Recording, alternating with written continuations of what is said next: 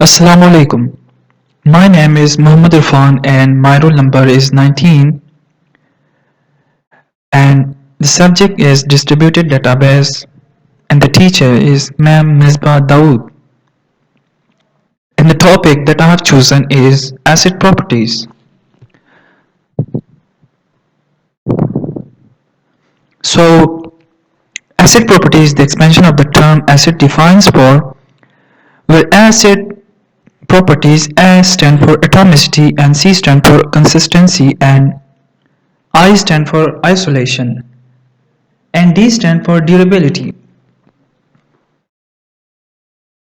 The term atomicity defines that the data remains atomic. It means if any operation is performed on the data, either it should be performed or executed completely or should not be executed at all. It further means that the operation should not break in between or execute partially. In the case of executing operations on a transaction, the operation should be completely executed and not partially.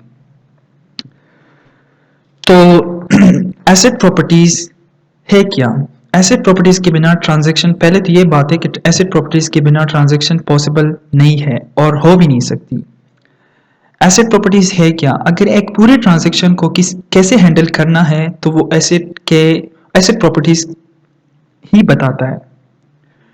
Atomicity, जैसे कि हमने पढ़ा, atomicity है क्या? मिसाल के तौर पर हमारे पास एक अकाउंट है ए में से अमाउंट माइनस करते हैं और बी में प्लस करेंगे। सपोज हमने ट्रांजैक्शन स्टार्ट किया और ए से हमने अमाउंट माइनस कर दिया, लेकिन उससे पहले ट्रांजैक्शन फेल हो गया। यहाँ पे जो ट्रांजैक्शन है या तो वो पूरा परफॉर्म होना चाहिए या नहीं परफॉर्म होना चाहिए। जैसे कि हमारे पास एक एग्जांपल है, if Remo has account A having $30 in his account from which he wishes to send $10 to Shero's account, which is B in account B, a sum of $100 is already present. When $10 will be transferred to account B, the sum will become $110. Now there will be two operations that will take place.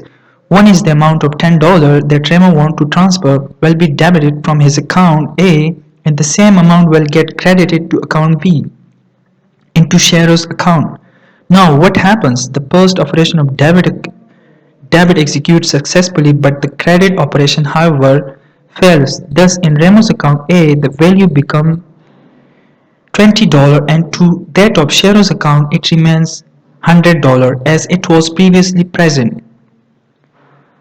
In the above diagram, it can be seen that after crediting $10, the amount is still $100 in account B, so it is not an atomic. तो जैसे कि हमारे पास एक account है, रेमो का account, जिसमें से जिसके पास $30 है और उससे वो $10 भेजना चाहता है शेयर्स के अकाउंट में,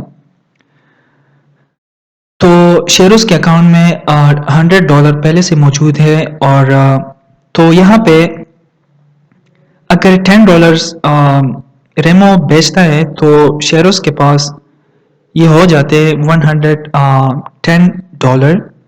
तो यहाँ पे दो ऑपरेशन परफॉर्म होंगे, एक तो डेबिट का और दूसरा क्रेडिट का। डेबिट उसे कहते हैं जो $10 मसलन जो $10 हमने भेजे तो ये डेबिट हो जाते हैं और जहां पे हमने भेजे अकाउंट बी में वहां पे ये क्रेडिट हो जाते हैं।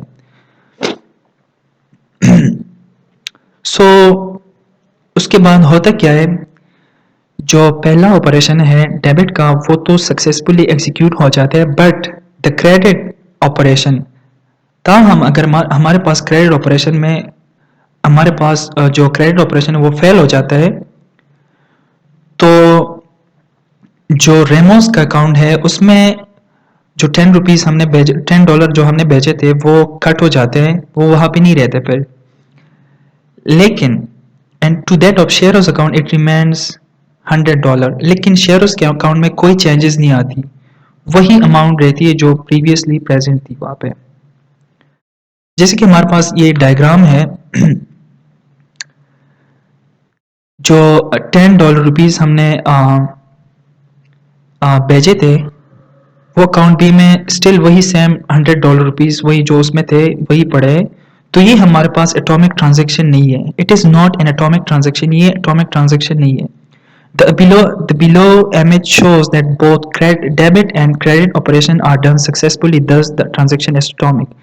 अगर जो $10 हमने भेजे थे, अगर वो क्रेडिटेड हो जाते सक्सेसफुली, मसलन उस जो बी अकाउंट में थे, बी अकाउंट में $100 थे, अगर हमने $10 भेजे और वहाँ पे ये $110 हो जाते हैं, तो ये इसको हम कह सकते हैं कि ये एटॉमिक ट्रांजैक्शन है। उसके बाद हमारे पास कंसिस्टेंसी है। Consistency, the word consistency means that the value should remain preserved always. In DBMS, the integrity of the data should be maintained, which means if any change in the database is made, it should remain preserved always. In the case of transaction, the integrity of the data is very essential so that the database remains consistent before and after the transaction. The data should always be correct. अच्छा, इसमें consistency का मतलब एक और मतलब ये correctness, it also stand for correctness. It means के जो the value should remain preserve always, जो हमारे पास वैल्यू है वो हमेशा महफूज रहना चाहिए। इन DBMS the integrity of data should be maintained. Data integrity maintain होनी चाहिए, which means if any change in the database is made, जिसका मतलब ये है कि अगर कोई डेटाबेस में अगर कोई चेंजेस हो भी जाए, it should remain preserve always, तो इस पे कोई असर नहीं पड़ना चाहिए। In the case of transaction की केस में the integrity of the data is very essential so that database remains consistent before and after the transaction. तो इसका मतलब ये कि ये हमारे पास ये ज़रूरी है कि डेटा पे कोई असर नहीं पड़ना चाहिए, कंसिस्टेंट रहनी चाहिए। मतलब the data should always be correct, data हमेशा करेक्ट रहना चाहिए।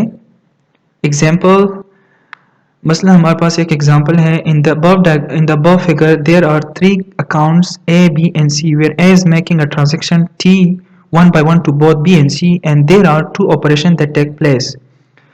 ऊपर डायग्राम में हमारे पास 3 अकाउंट है A, B and C, जिसमें से A ट्रांजैक्शन कर रहा है बोथ B and C, दोनों B और C को, there are 2 operation that take place। वही ऊपर वाले जो एटॉमिसिटी में हमने पढ़ा, जिसके वहाँ पे 2 ऑपरेशन परफॉर्म हो रहे थे, डेबिट और क्रेडिट का, इसी में भी वही ऑपरेशन परफॉर्म होंगे।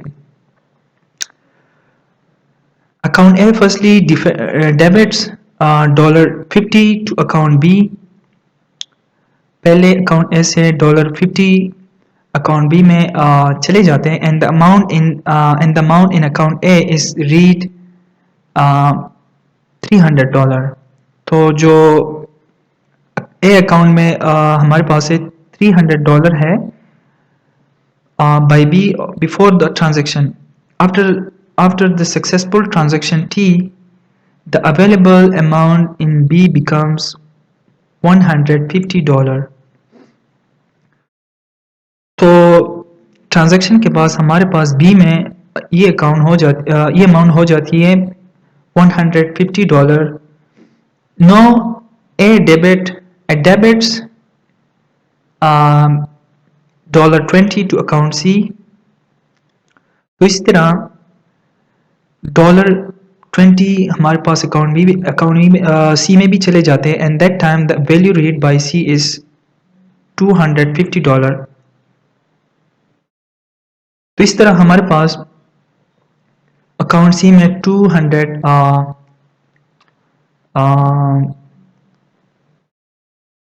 $50 हो जाते हैं